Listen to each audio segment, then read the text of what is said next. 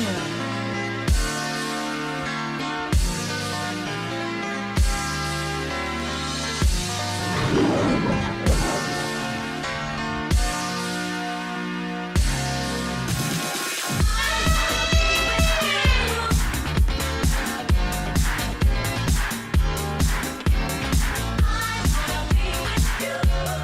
Wealth, fame, power. The man who acquired everything in this world. The pirate king, Gold Roger. The final words that he said at his execution sent people to the seas. Fate. Dreams. As long as there are people who seek freedom in this life, these things shall not vanish from the earth. Men now chase their dreams, heading towards the Grand Line, and the world now enters a great age of pirates. Welcome to the Freak Show, everyone. I'll be your ringmaster, and today's showcase is to congratulate One Piece on making it to the big milestone of 1,000 chapters. Like many people outside of Japan, my history with One Piece starts with the 4Kids so-called dub. I didn't have the Fox box on my TV growing up, but I did have ABC Family and WB Kids. Luckily, when my family did get cable, we got Cartoon Network, and sometimes they showed a Fox box show on Toonami or Miguzi, like the Teenage Mutant Ninja Turtles, Shaman King, and the 4Kids version of One Piece, and that was... I'm angry and I'm wet. So tell me, does he give you nice doggy biscuits when he wants you to play fetch? And you, all bark, no bite. Woof, woof, woof. Not good. However, in the middle of high school, I started reading more manga. My manga of choice was Slam Dunk, Rosario plus Vampire, Naruto, Bleach, and surprisingly, One Piece. I started reading One Piece weekly when Luffy entered level 4 of Impel Down. However, I saw the words Hell and I thought Luffy had died and was trying to escape Hell, like in Dante's Inferno. So I was curious and started back from chapter 1 to find out who killed Luffy. People, I was not ready for one of the biggest journeys of my lifetime. By the way, this is just an appreciation video, and share what I love most about One Piece. First, the Straw Hat Pirates. So let's get on to the captain, shall we? The man who ate the gum gum fruit, Monkey D. Luffy. In real life, Luffy would be described as a man with no filter and boundless sense of adventure. At the age of 7, and thanks to another pirate whose name is Shanks, gains a code of ethics, plus a super cool hat. Reading the series, it is amazing how Oda Sensei writes and draws Luffy to look more pirate-like as the story goes along. Personally, I think one of the biggest misconceptions about One Piece is that Luffy is a big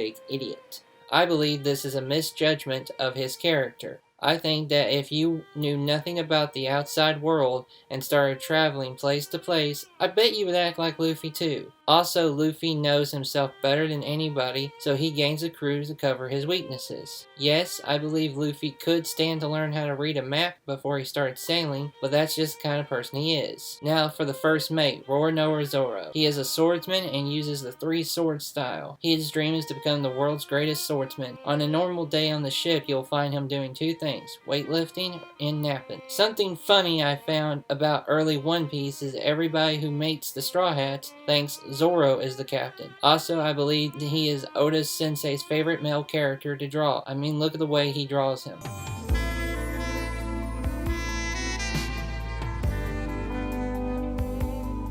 Also, the whole gimmick about him getting lost reminds me of another character I know. It'd be great if Luffy and Zoro had a navigator in their group. Now for the 3rd member of the crew, and the first Straw Hat to appear in the anime. Okay, Toei, I get it. Believe me, I get it. Nami is the only expert navigator and expert thief in this group of people calling themselves pirates.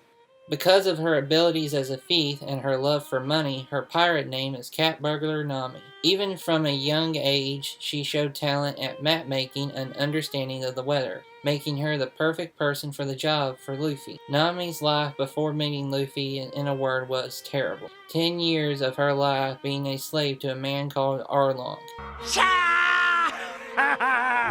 Fun fact, this is one of the few characters I wish would die in the show. Nami is another great character for the Straw Hat Pirates, and that's no lie. However, the next member is full of tall tales, and that be Usopp. Introducing captain of the Usopp Pirates and best friend of Sogeking, Usopp. Usopp is one of my favorite characters in the whole series. I like the idea of his character that being a scared coward and wanting to become a brave warrior. Plus, he is the polar opposite of Luffy in many ways. For example, Usopp is physically weak to Luffy's superhuman strength. Usopp is known as the tall tale teller, and Luffy can't tell a lie to save his life. So for him to call out Luffy is totally natural, and also for them to be best friends. I remember one time Oda-sensei talking about a kid he knew in grade school being the best person at everything he personally sucked at, but they were good friends. I think this is the framework for Oda's relationship between Usopp and Luffy's friendship. One of the popular One Piece theories is all of Usopp's lies will become truths. Think about that when you're reading Usopp's lines next time. Next is Sanji, the cook of the Straw Hat Pirates, who looks like Spike from Cowboy Bebop. His fighting style is called Blackleg, which uses only the user's legs to deliver powerful kicks. Perfect for a cook because, in Sanji's own words,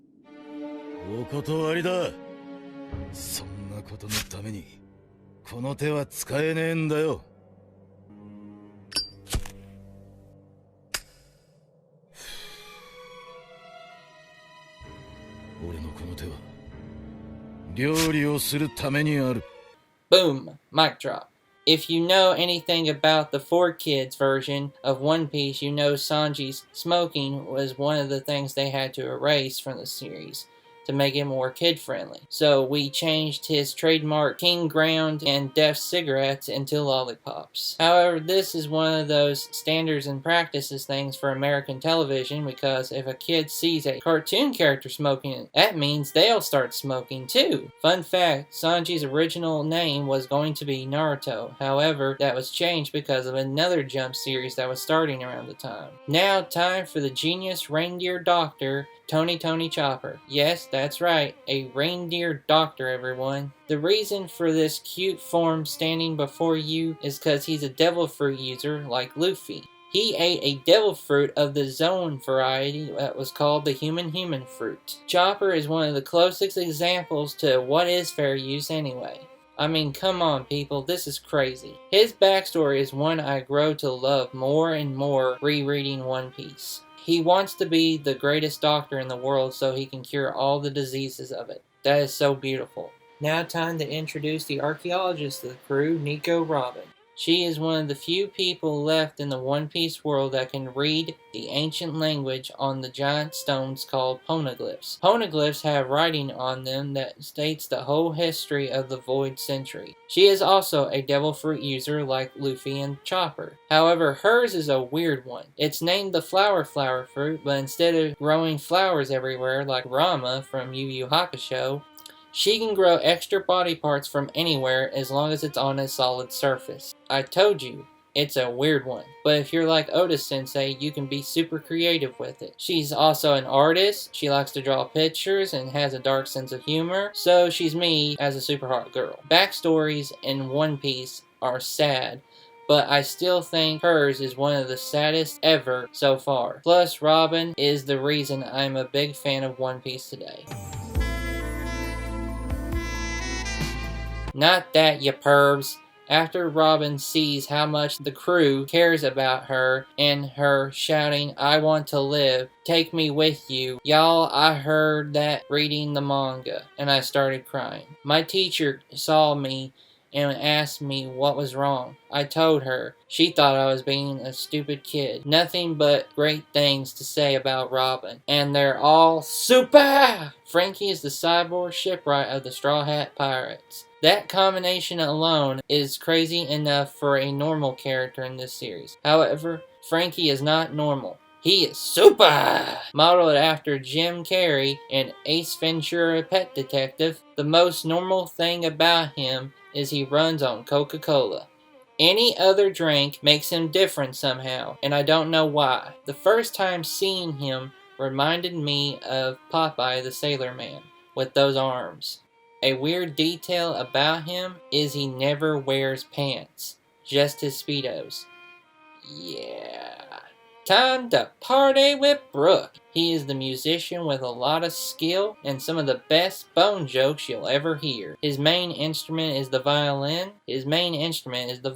Sadly, another problem for the manga since you can't hear his music. Also, he is one of the last Straw Hats introduced so far, with the fewest number of times to make a name for himself. To make a long story short, the Big Mom arc helped me like Brook more. It's sad dividing the Straw Hats helps me like him more. Thanks to Brook, I know One Piece's hell is freezing cold and full of ice. And that's interesting, I guess. The reason he is a living skeleton is because he is also a devil fruit user. His power is that of the revive fruit. Yes, a devil fruit that only works when you die. That makes the inability to not swim not worth it. I like to be able to swim like the next Straw Hat that we'll be talking about, Jimbei. Jimbei is something Oda Sensei calls a fishman. Fishmen are known for their monstrous strength and crazy speed underwater. Jimbei and Luffy met in prison and quickly became great friends. Jimbei was a warlord of the sea working for the world government. He decided to work with the world government to better the relationship between fishmen and human beings. It reminds me of Martin Luther King Jr.'s speech.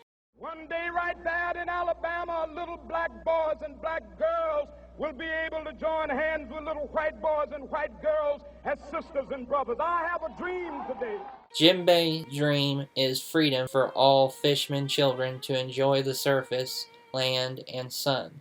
There's two people right now in the fandom that people are trying to decide if they'll be the next Straw Hat, and hopefully I think it should be both of them. The two ships of the Straw Hats use, I can't ask for better ones, and Oda Sensei knows it. Marigo is the first ship to make me cry tears of sadness for a ship. The Thousand Sunny is the craziest ship ever made. It can fly, it can shoot laser cannons. It's truly an amazing ship. Perfect for a group of misfits like them. I know about the Pluton theory involving the Thousand Sunny. I do not believe Frankie built the Thousand Sunny as Pluton, because it's his ship, not someone's ship from the Void Century, okay? That's all the main characters right now for the manga, but I believe not a lot of people talk about Oda Sensei's craftsmanship. This part is king paneling. Paneling is one of the fundamentals for good comic books and good comic storytelling. How big or small the panel decides the speed of the manga. Sometimes the visual information is a lot at one time, but Oda Sensei uses all the space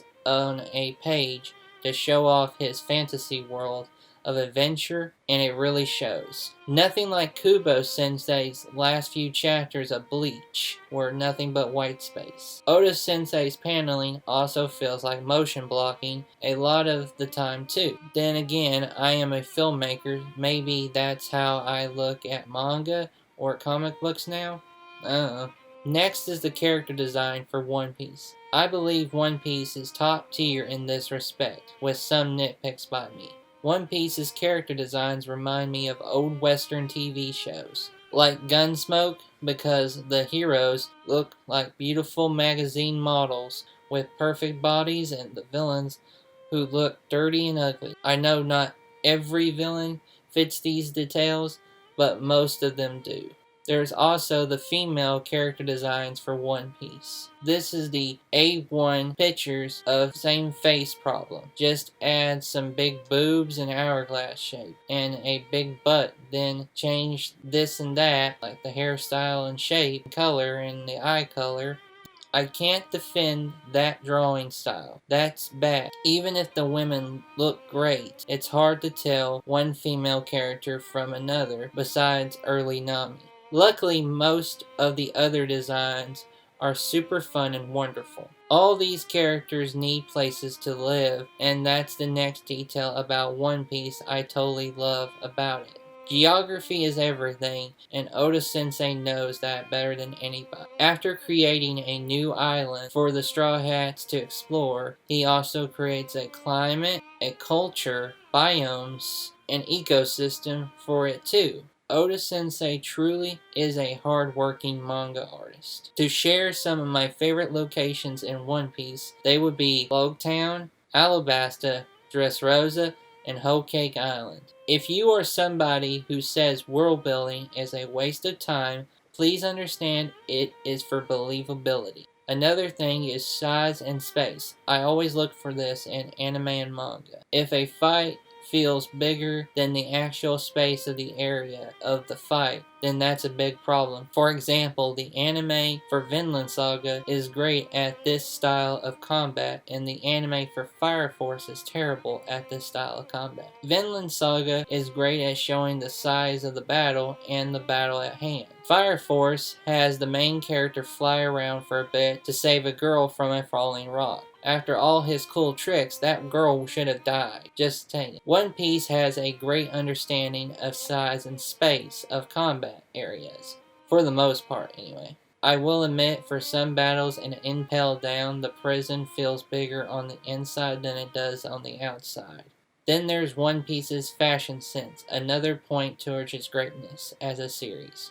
In the beginning of the series, after making it to the Grand Line, if the crew lands on a snowy island, they put on nice warm coats. Making it to a desert kingdom like Alabasta, the crew wears headcloths and log robes. Before making it to Fishman Island, the Straw Hats meet a talking sea star who becomes a famous fashion designer, whose brand name is called Criminal. Also, I noticed it more now, but after the time skip, the Straw Hats are all super fashionable, including Luffy, which feels wrong somehow. I guess Toei Animation and the editors at Jump asked him to do this so they can make more money on sculptures and figures. Now it's time to talk about One Piece's story. I know One Piece is a weekly serialized manga, but I also describe it as a moment-to-moment manga. What I mean is the series will have a lot of repeating elements from arc to arc, but the powerful moments that makes or breaks the manga for me, I will remember for the rest of my life.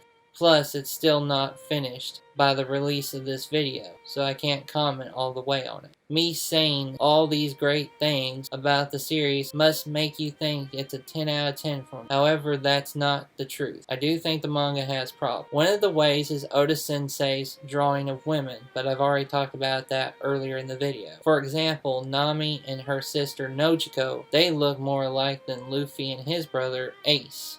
Another problem for me starting reading One Piece was its cartoonish design. I like anime that looks stereotypical anime, like Full Metal Alchemist and Naruto.